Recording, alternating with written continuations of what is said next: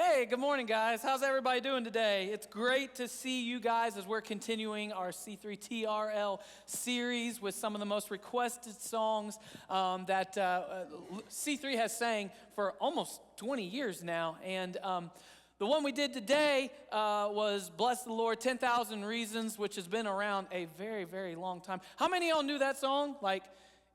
Okay, maybe you didn't know it, but you're like, I've heard that before, right? Okay, if you've listened to any Christian radio station over the last 20, 25 years, you probably heard that one because it has been around for a minute. So I've been at C3 for 9 years, so it wasn't even really in rotation when I got here, but they sang it a lot, I guess, back in the day, like big with the cross kids. They were all about it, like they always did the, oh my, they loved holding up the O signs, right?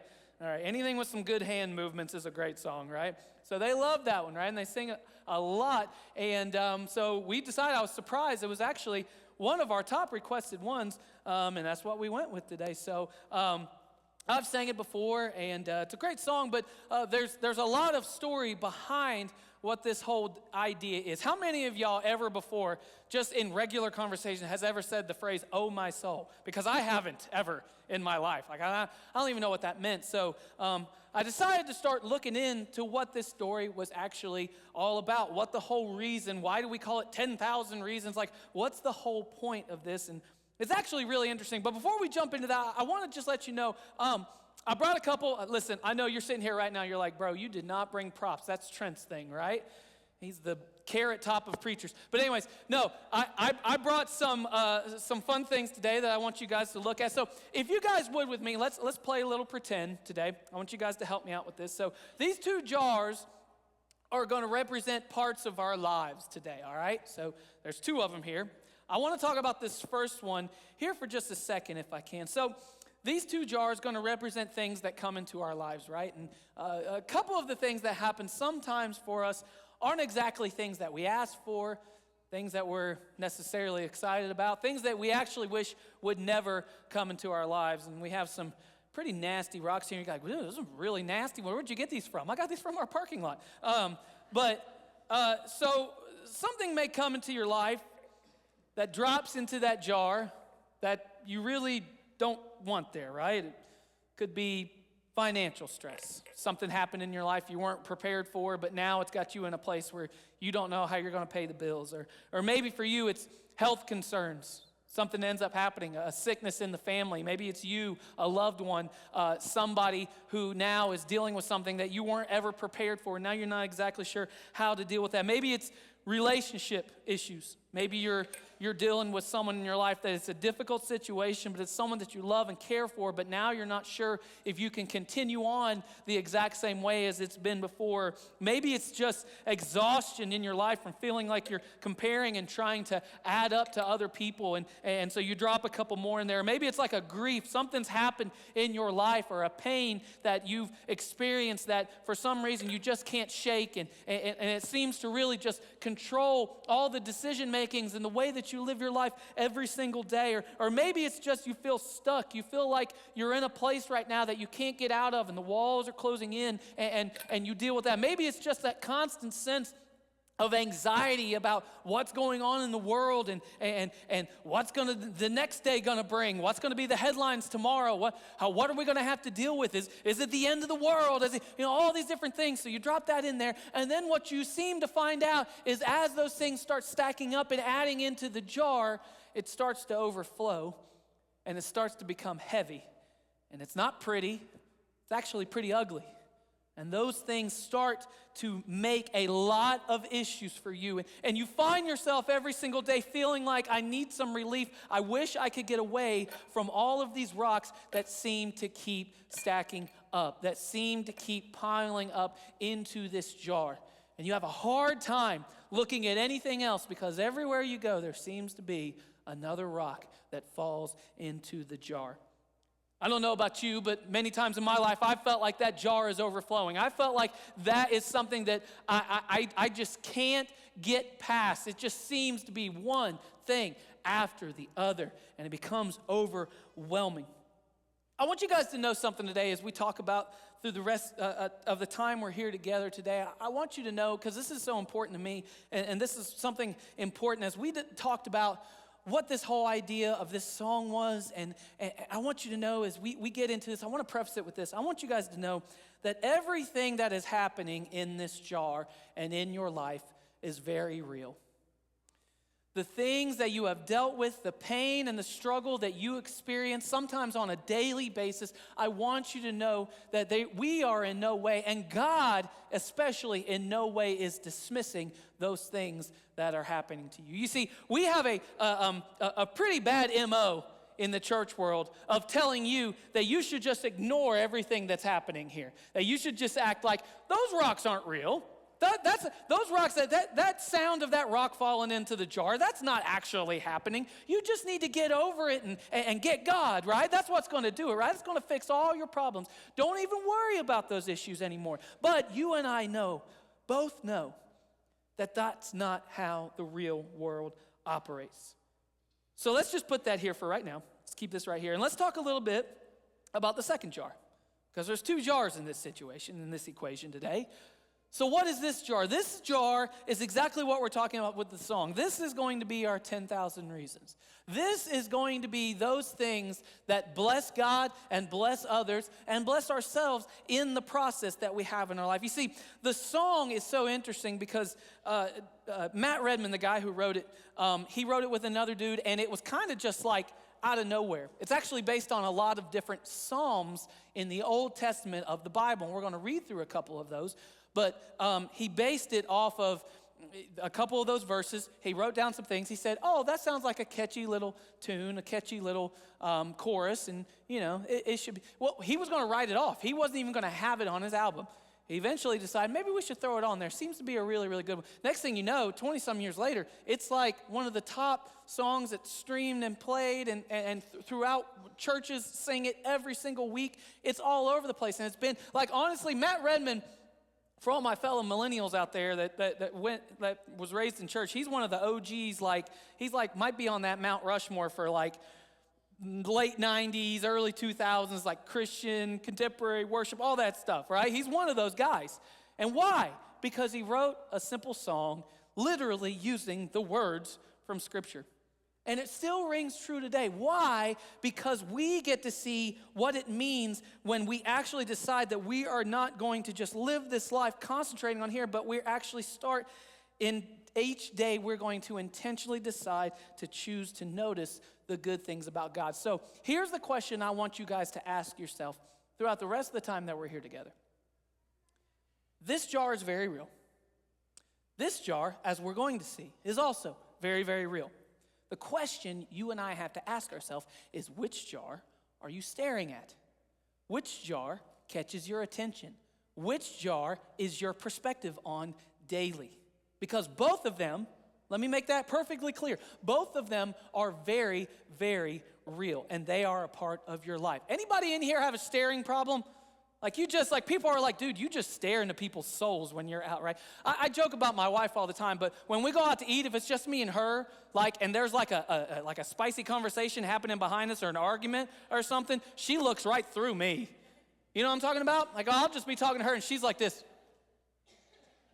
And I'm like, don't do that. That's rude. You don't need to be staring at people. But she's just trying to concentrate because she's like, I want to know what the tea is going on over there, right? Something's about to go down, right? She's looking right through me. So she's got a staring issue. We all have a staring issue. Every single one of us have to look and put our eyes on something, fix our eyes upon something every single day. So which one is it? What are we staring at on a daily basis? And so, as he wrote this song, understanding that it's about the choice that we make, it's about the reasons of what God has done for us, understanding we don't ignore the bad things and pretend everything is fine, but we decide we are going to expand our perspective on both of these jars. So, look at one of the first things I think that we learn as he was writing this song that I think could actually be a real daily practice that you and I can actually pick up every single day, that maybe, I don't know if you've ever thought of it this way, but I think it's kind of a big deal. Look at what it says here in Psalm 103, right in the beginning. This is where he based the beginning of this song off of. He says in Psalm 103, verse 1, he says, let all that I am Praise the Lord with my whole heart. I will praise his holy name. Let all that I am praise the Lord. May I never forget the good things he does for me. Now, he talks about my whole heart. He talks about all that I am. I want you guys to notice here what David, this is the guy who wrote this. David, who, if you've been here at all, and we've talked about this guy, David, he was the king of Israel. He's literally that guy from the David and Goliath story, like all that stuff. Just one of the mountain of just the hall of fame of people. You would say, oh yeah, he literally called him the man after God's own heart. But he also had he had a huge suitcase of problems and issues and mistakes that he had made in his life. He was not always the best person. And he also had things happen to him that was out of his control. And when he wrote these songs and when he had these songs, that's why it's called psalm. It literally means songs that were given to God, about God, and for God. As he's writing these, he's being very real. He's being very upfront with how he feels about things happening in his life. He writes about when he's on that mountaintop and everything's great and everything's wonderful. He talks about how good God is. He also talks about the times when he feels like God's nowhere to be found. When he feels like he has no answers, when he feels that anxiety building up inside of him, he doesn't know where he's going to turn. He cries out to God and says, where are you? This is what David does throughout these songs, along with other people who wrote these songs as well. So as he's writing here, and he's talking about this song, he's doing something interesting that I think all of us could actually learn from. He's talking to himself. Anybody talk to themselves? Anybody at all, right? Anybody think you're crazy? Some of y'all probably walk around with the AirPods or something and people think you're talking to yourself, right? I do that all the time. I am 100% one of those people. When someone walks by me, hey, how you doing? I'm like, I'm good, how are you? And then you see the AirPod and you're like, I'm an idiot. They're not talking to me at all, right? You talk to yourself. This is the practice that David practiced, right? This is exactly what he did. He talked to himself. You see, what he ends up doing here is he says, bless the Lord. Now, this is a different translation, but basically he's saying that same exact phrase that we find in the song, bless the Lord, oh my soul. I didn't know what that meant to say, oh my soul. I just thought that's what a grandma says when their grandbaby falls down the ground. Oh my soul, right? I didn't know. Oh, my soul. What is he saying? He's talking about himself because we are our souls, right? He is speaking to himself. He is speaking to his soul. And he is saying, soul, I want you to remember. Soul, I want you to know what God has done. Soul, don't forget. Soul, do not forget. What if you and I actually took on the practice of talking to ourselves and speaking to ourselves, to our own souls, right? We're always saying, well, you got to talk to God. You got to talk to God. I'm sure you do. And I don't know about you, but sometimes I talk to God and I feel like I'm just talking to myself. I'm like, where are you, God? Like, what's going on right now? What's happening in my life? What's the one thing that I can do? I can talk to myself. Why can I talk to myself? Because on those days when I don't feel like it, on those days when it feels like he's distant, on those days where I feel like that I don't have the answers, I don't know what to do, I can say, bless the Lord, oh, my soul. My soul is what he's given me. My soul is what's eternal. My soul is what lasts forever. As he's talking to himself, he says, bless the Lord. He's literally having a conversation with his own heart. Why? Because sometimes we need to remind ourselves of what's true, even when everything around us is screaming something absolutely different. We need to remind us of the goodness of who God is. You see, he's not pretending that he has no problems. He's not pretending that everything's going great in his life. He's actually taking these songs, these psalms, and they're full of him crying out to God about his enemies, about his fears, about his failures. But in this moment, he has made a decision. He has decided that he is going to redirect his focus. And where does that find us lead to? What does that lead us to? He says, soul, don't forget. Soul, don't forget. And he decides that he's going to list out the reasons.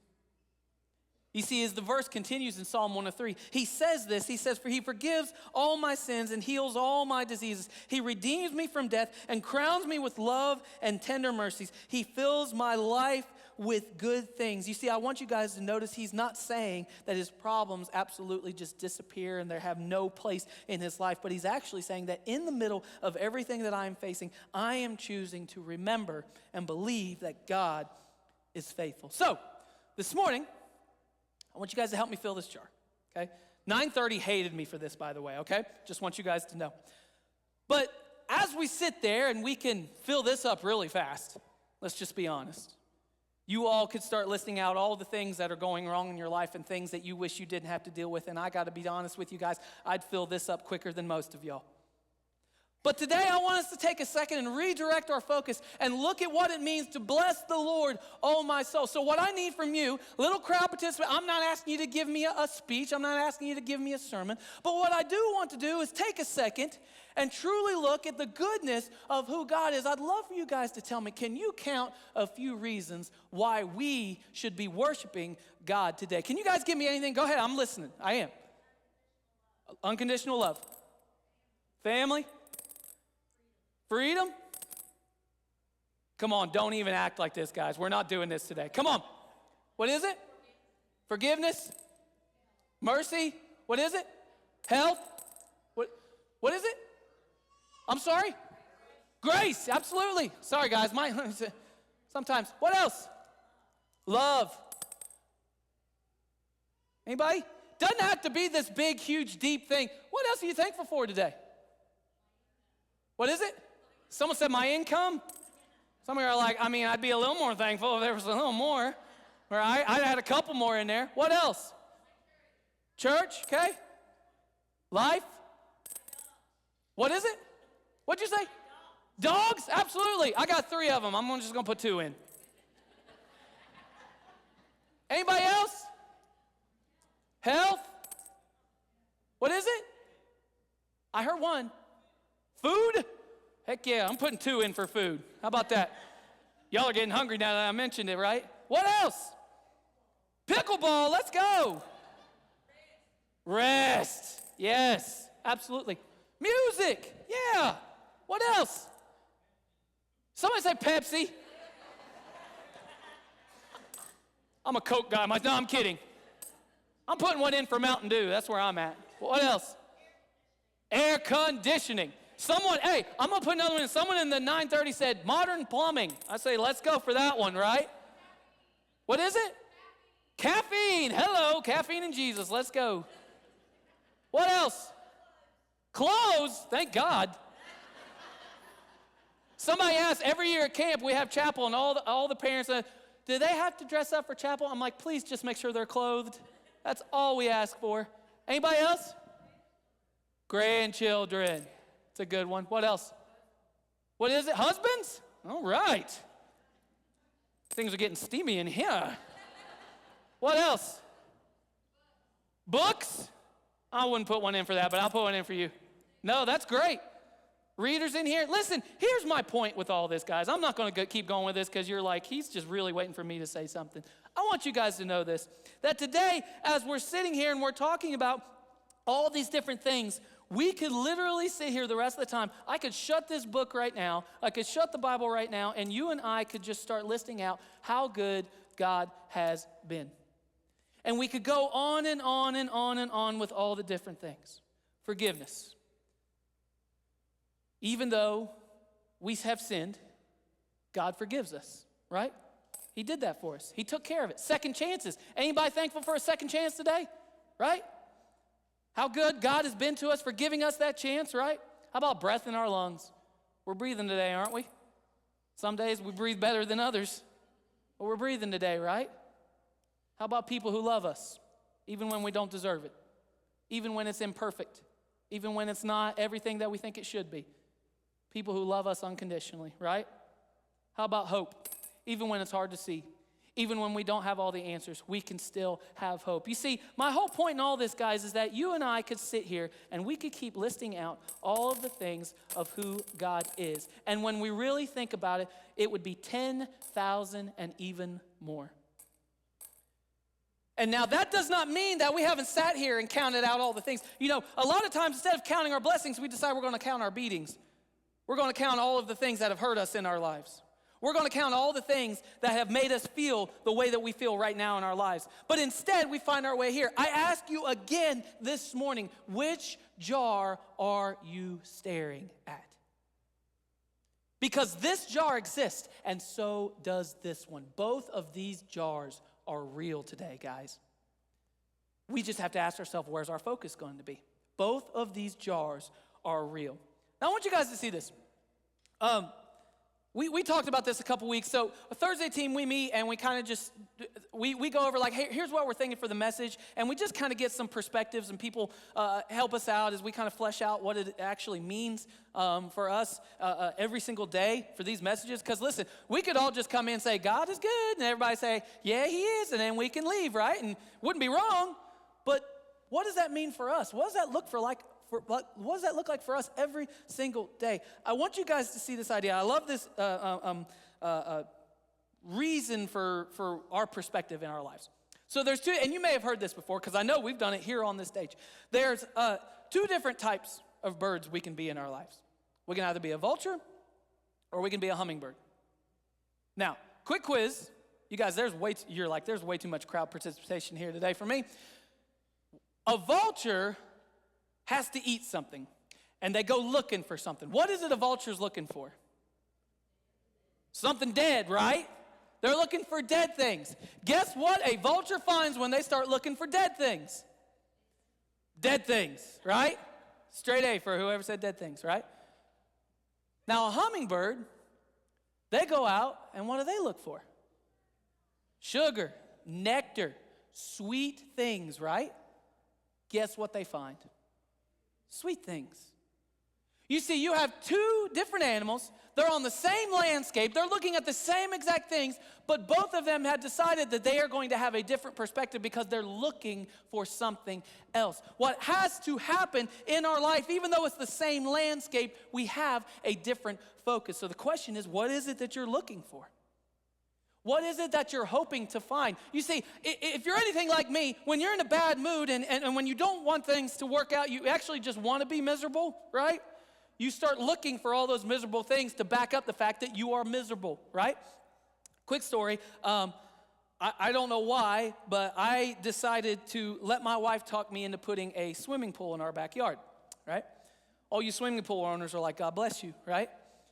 Here's the thing. And it's nothing special. It's just like one of those Walmart, we dug in the ground a little bit so it'd be level, all that stuff. Anyways, we've been working on it a bunch, and I got to be honest with you guys, I go to bed angry most nights because of that stupid pool, right?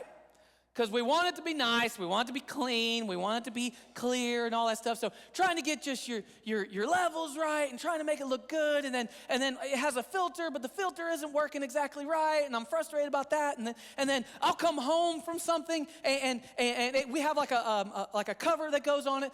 The boys pulled the cover out. They didn't put the cover back. Now I'm out there by myself trying to put this 18-foot cover in there by myself, and I'm just cussing out everybody and myself at this point, right? And I'm just over it. I'm angry. I mean, I'm talking like I'm getting into bed angry. You ever just gotten into bed angry? You don't have to say anything, but everybody who's in there knows exactly. I'm just pulling the covers, rolling around, just grunting, just making all those noises in the world. And Ellen looked at me. This was a few nights ago, and she said, "What are you so mad about?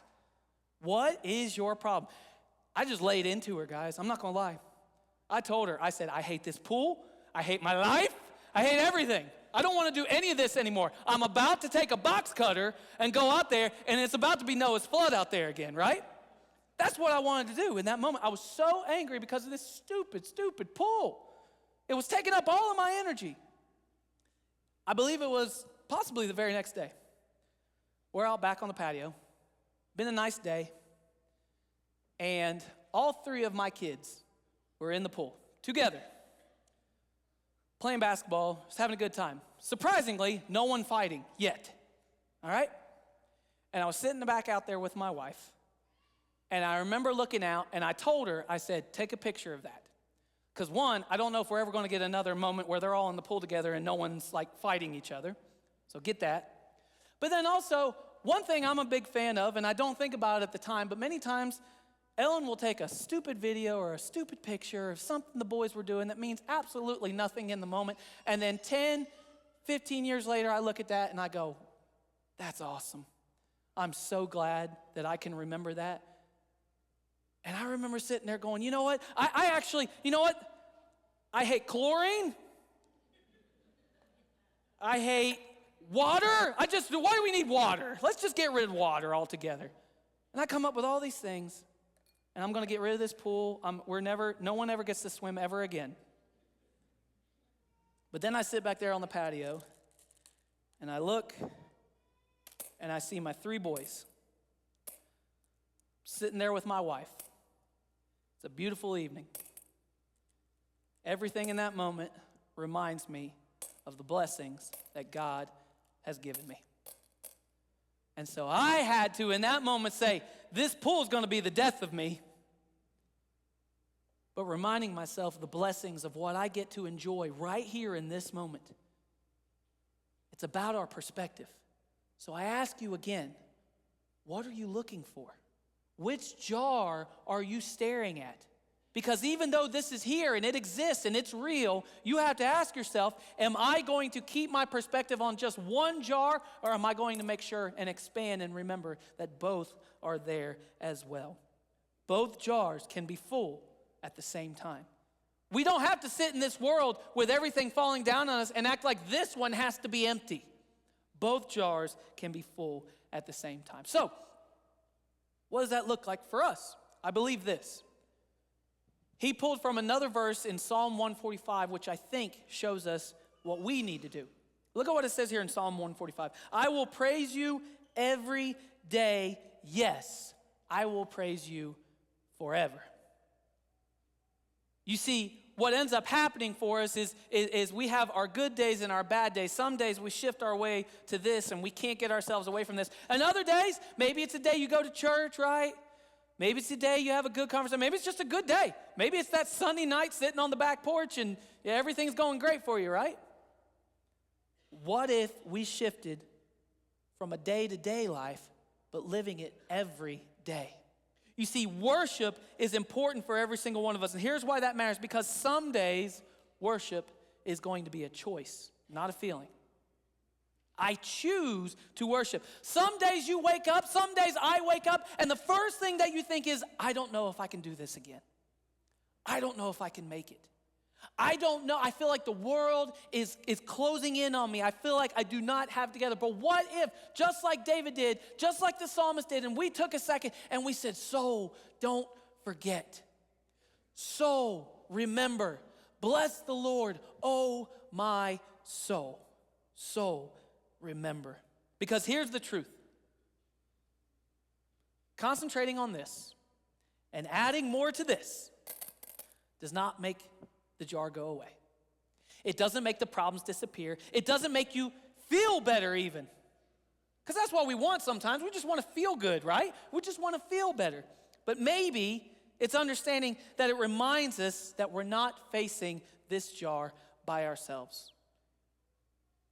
And this was interesting to me. Towards the end of the song, the very last verse of the song, he talks about something that means a lot to me now too. He said, at the very end of the song, Matt Redman sings this. He says, and on that day when my strength is failing and the end draws near and my time has come, still my soul will sing your praise unending. 10,000 reasons and then forevermore. That line comes from Psalm 71. Look at what it says here. And now in my old age, don't set me aside. Don't abandon me when my strength is failing. You see, this song right here, this psalm is not a song of victory. It's a true song of vulnerability. So here's what's funny. Just had my birthday a couple days ago, and it always seems like a competition. If I say my age right now, anybody older than me is going to go, you don't even know, man. I turned 41 the other day, right? Anybody here, wait till, yeah. Wait, some of y'all say, wait till 51, right? Wait till 61, buddy, right? And then I say 41, and all the younger ones in here are like, bro, you are unk. What are you talking about? You are old. My children call me unk. I'm unk and I'm chopped and all the things combined. It's just, life is over for me, guys, all right? It's not good. But here's what I have realized at 41. My strength is failing a little bit. Things that were easy for me. I was working, back to the pool, guys. I told you I hate this thing. We got like dirt and grass or just stuff, a bunch of rocks in our yard, and I'm trying to get rid of them so we can get some grass growing, right? And I'm bending over all day, rocks, rocks, rocks. By the end of the day, how do you think I was moving? I was literally like this. That didn't used to bother me 20 years ago. Never an issue. Why? Because life catches up to you. It's a part of it, right? Now, I'm trying to I try to stay in shape. I try to keep do all the things, but you can't escape life, right? We can't. None of us can. So what does that mean for us when our strength is failing? What does that mean when we start to get to that old age that we all think that is our old age? Listen, I don't care who you are. Someone in their stage of life is like, oh, I'm a lot older than so-and-so. I'm a lot younger than so-and-so, right? Age is just a number. It is, and it's a big number sometimes, right? But it's a part of life. Understanding this, that David is truly talking about the idea that, yeah, I know I'm getting older. I know that my strength is going to fail me. I know that I'm not okay. I know that I'm weak. I know that I'm scared. I know that I don't have it all together. God, in those moments, don't leave me. And here's the good news. He never will. He never will leave us. God doesn't leave us. You see, that's the beauty of the faith that you and I are invited to every single day when it comes to our lives with Christ, is that he actually says that it's not about being strong enough. It's not about having all the answers or having it all together, being good enough or being put together enough. It's actually about a God who comes to you in your weakness and says, I got you. I got you.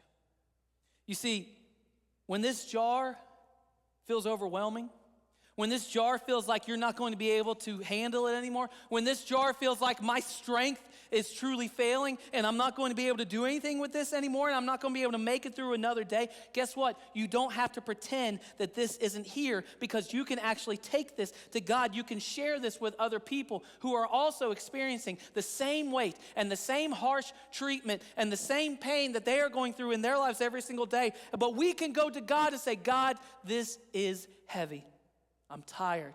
I'm weary. My strength is failing. I don't know what to do. And here's what's great. He doesn't shame you for it, but he invites you in. And he says, cast all of your cares and your fears and your anxieties and give them to me. Why? Because I care for you. You see, Jesus didn't just look at it from his end and say, boy, I hope you guys can get over it. You see, when Jesus came into the world, understanding that he finds us in a place where we are without, that we are hurting, that we are broken, that we are sinful, that we are separated from God. He doesn't look at us and say, find your own way out. Look at what it says here. Back again to Psalm 103, because I bet you some of y'all caught this, and if you're anything like me, this is what caught me when I saw this. Psalm 103, look again here at verses 3 and 4. He said, he forgives all my sins and heals all my diseases. He redeems me from death and crowns me with love and tender mercies. You see, Jesus, of course, is the reason that we can praise. He's the reason that we have hope. He's the reason that you and I can actually get through tomorrow. But it's not because we're strong enough, but it's because who is? He is, because, see, his love holds us when we're falling apart. I want you guys to know this. This jar is always going to be a part of our lives here. We're never going to be able to empty all this out, because that's the goal, right? We all wish we could walk around with none of this in our life. And we actually think that we can get out of it. We hope that if we keep adding to this, that maybe these will start to disappear. We think that if we put more in the blessed jar, maybe the bad jar will start to alleviate. It doesn't work that way. It doesn't work that way. You see, I read that and it says he forgives me all my sins and he heals all my diseases. Some of y'all are probably sitting here right now saying, he hasn't healed all my diseases. I've asked him to change my situation. I'm still in that situation. I've asked him to heal me of this ailment, of this problem that I'm having. He still hasn't. I have asked him to mend that broken relationship that I wish I could do something about. He still hasn't.